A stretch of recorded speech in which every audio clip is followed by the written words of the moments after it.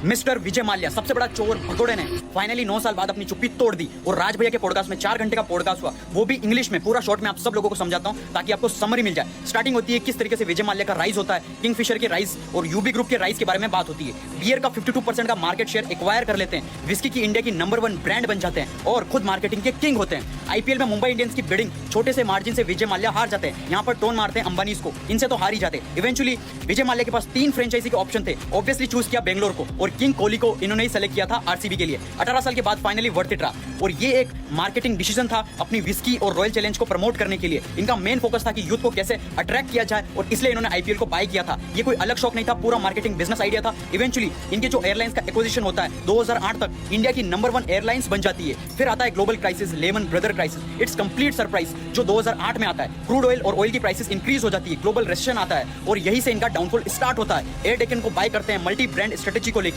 Overall loan की बात करें तो कुछ लोग कहते हैं 9,000 करोड़ 11,000 करोड़।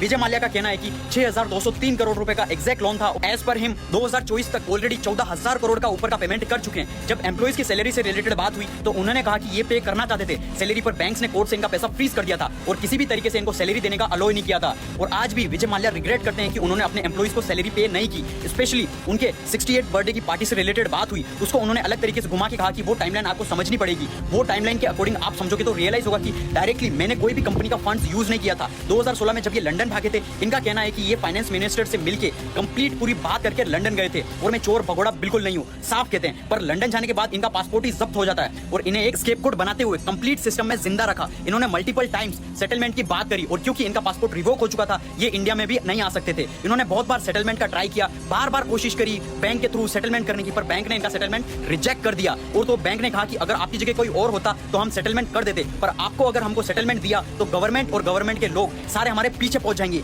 ये था इस पॉडकास्ट की समरी। आपको क्या लगता है विजय माल्या की स्टोरी के बारे में? कमेंट करके जरूर बताना और मुझे फॉलो जरूर कर लेना ऐसी और इन्फॉर्मेटिव वीडियोस के लिए, और वीडियोस को सबके साथ शेयर कर देना ताकि लोगों को क्विक समरी मिल जाए एकदम जल्दी से।